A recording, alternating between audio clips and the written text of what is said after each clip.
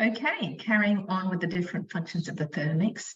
This one, and I'm sure plenty of my customers would know this, is my favourite. I love it, and it's turbo. So let's find turbo first, and I'll tell you a little bit about it. So again, we just swipe the screen, and it's here. Okay.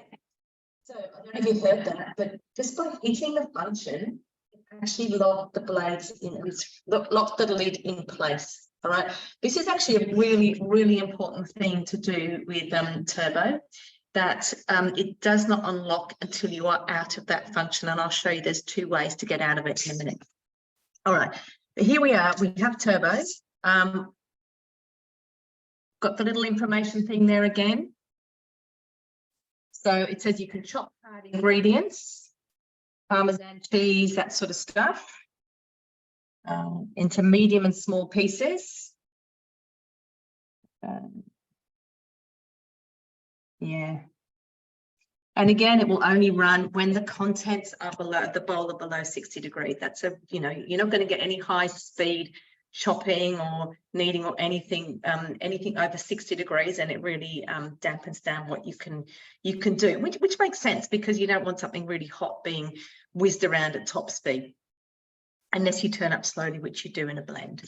All right, so let's get out of the information.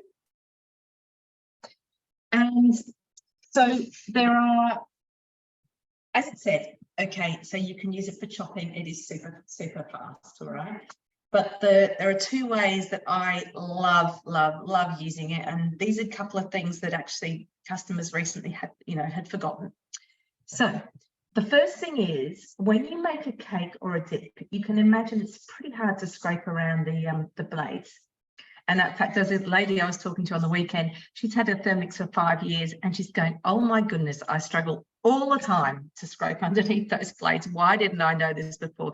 And as I said before, I'm sure I told her, but you know, things go in one ear and out the other when there's so much information to absorb. That's why it's good to have demos down the track. So, you know, I did one for her on the weekend. She had a guest who purchased, and she gets a free cutter. So that's really exciting for her. All right. So yeah, so when you've had made a dip or a cake mixture and you want to scrape it all out, first of all, you know, as you normally do, you scrape down the sides of the bowl, push to the bottom, go in a clockwise direction so that you're hitting the rounded side of the blades, scrape as much as you possibly can out. But whatever's left in there, the best way to clean it off the blades and get it onto the inside of the bowl is to turbo. And turbo is just this super quick thing. So it's centrifugal force pushes it off the blades, flicks it off the blades and onto the inside of the bowl. All right, so that's one thing where I love it, because I can get so much more out. The second thing I love it for is having a really dry bowl. So when do you need a really dry bowl? Well, you might be milling nuts, you might be milling spices, you might dry roast your spices and, dry roast, so you need a really dry bowl, and then mill them. You might be making rice flour or chickpea flour, any of those things. And you know, as soon as you've got a drop of water, actually the other one, that's it, as soon as you've got a drop of water, it's not going to mill as well. And the other one is if you're melting chocolate, the slightest little bit of water in there is going to, chocolate, you're just going to ruin the whole thing. All right. So turbo is super, super important for that. And I'm going to show you here. I've just washed and dried this bowl just to show you how much water is actually sitting around the blades, even though you think you've dried it. So let's have a look. Everything's locked in place. All I need to do is tap the little cyclone button. It's just on for a second. That's all you need. And it just turns. Right. Now, as I said, we need to get out of this. So I'm going to show you both ways you can get out of it. I normally turbo my bowl twice if I want a super dry bowl. So we'll get out one way and then I'll turbo again and we'll get out the other way. So the simplest way is literally just to hit your little home button, the house here. That's now unlocked the lid and we'll have a look in my bowl. So I don't know if you can see there, I've actually got a fair bit of water around the edge of that, what I thought was a dry bowl. Okay. So I'm just going to dry it out again. So that was the first way to get out of Turbo. All right, so it will not unlock until you get it unlocked.